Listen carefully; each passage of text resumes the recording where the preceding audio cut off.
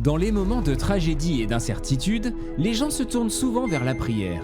Et si vous parcourez les réseaux sociaux le jour d'une tragédie, vous verrez peut-être des gens utiliser l'expression « pensée et prière ». Mais qu'est-ce que cela signifie? Est-ce que le fait d'envoyer des pensées et des prières fait une différence? Cette expression exprime la sympathie, le soutien ou la solidarité avec les personnes touchées par une crise.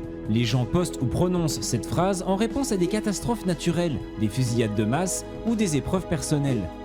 La phrase implique que la personne fait part de sa préoccupation et de ses considérations spirituelles aux personnes touchées par une tragédie. Mais elle n'est pas toujours bien reçue par tout le monde. Par exemple, après des tragédies nationales ou des catastrophes naturelles dévastatrices, les dirigeants politiques expriment souvent leurs condoléances et leur soutien aux victimes et à leurs familles par cette phrase « pensée et prière ». Cette expression a fait l'objet de critiques et de débats, en particulier lorsqu'elle est perçue comme un substitut à une action ou à un changement concret. Les critiques soutiennent que le simple fait d'offrir des pensées et des prières sans effort concret, pour aborder les problèmes sous-jacents ou fournir une assistance pratique, manque de sincérité ou est insuffisant, en particulier dans des contextes où une action immédiate ou un changement de politique est nécessaire. En 2023, plusieurs hommes politiques et personnalités ont fait part de leurs pensées et prières lors de catastrophes naturelles importantes. Après les inondations dévastatrices au Pakistan, les dirigeants du monde entier, y compris ceux des pays voisins, ont exprimé leurs condoléances et leur solidarité par le biais de déclarations officielles et de messages sur les réseaux sociaux. À la suite du tremblement de terre et du tsunami qui ont frappé le Japon le 11 mars 2011, des prières ont été offertes non seulement par des chefs religieux, mais aussi par des hommes politiques et des organisations d'aide, mettant l'accent sur la compassion et le soutien aux victimes. Après les incendies de Maui en août 2023, l'ancien président Barack Obama a fait part de ses pensées et prières aux familles touchées, mais il a également souligné que cela n'était pas suffisant et a appelé à un soutien concret et à des dons pour aider les victimes à se reconstruire. De nombreux utilisateurs des réseaux sociaux ont exprimé leur frustration face à l'expression « pensée et prière » qui est devenue une réponse répétitive et apparemment inefficace aux tragédies.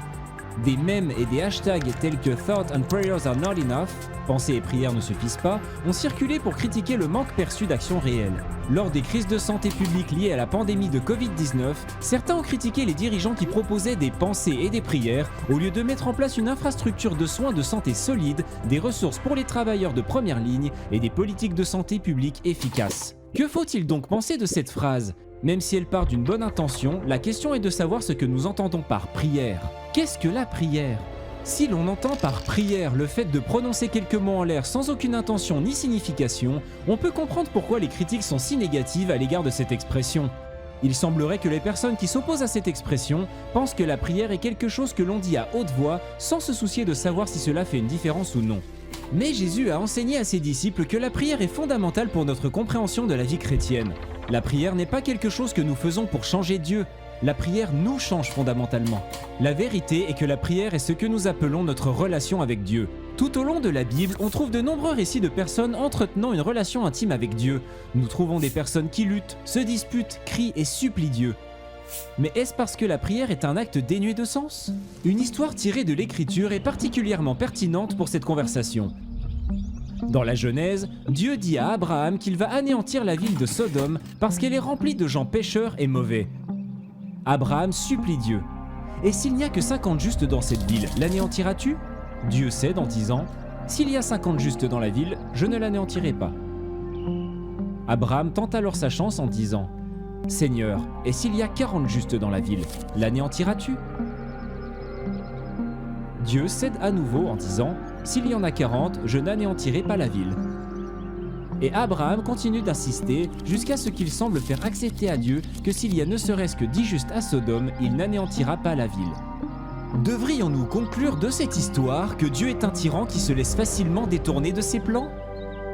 Le véritable sens de cette histoire est que Dieu voulait qu'Abraham comprenne son cœur et joue un rôle actif dans la relation.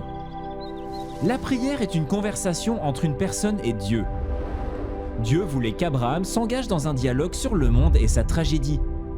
La prière n'a pas fait changer Dieu d'avis. En fin de compte, cette conversation a changé le point de vue d'Abraham sur Dieu, la justice que mérite une ville maléfique et le châtiment. Mais Abraham insiste sur la miséricorde de Dieu, car il sait que Dieu ne veut pas punir les innocents.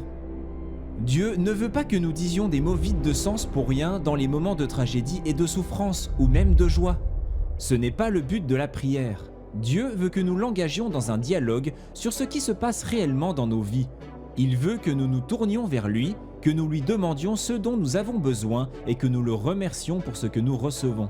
En fin de compte, que les pensées et prières soient considérées comme un geste de compassion significatif ou critiquées comme des mots vides de sens, leur rôle dans notre réponse à la tragédie nous oblige à nous confronter à nos propres idées sur ce qu'est réellement la prière. Certains pourraient penser que la prière équivaut à dire « bonne chance ». Mais la prière peut être une réponse appropriée si ce que nous entendons par prière est de nous engager activement dans une relation avec lui et de l'inviter dans notre vie quotidienne. Nous ne sommes pas toujours capables d'aider les autres directement ou immédiatement. La prière est l'action d'impliquer Dieu dans notre vie et de lui adresser une requête au nom d'autres personnes pour lesquelles nous éprouvons un profond sentiment. Ainsi, la prière est une réponse appropriée au haut et au bas de la vie. C'est une façon d'être avec les autres dans leur souffrance. Ainsi, lorsqu'une tragédie frappe votre communauté ou même votre propre vie, vers qui vous tournerez-vous ? Lorsque vous dites à un ami que vous priez pour lui, à quoi vous engagez-vous réellement ? Et cela changera-t-il le monde ou, plus important encore, sera-ce une rencontre avec le Dieu vivant qui vous changera vous-même ?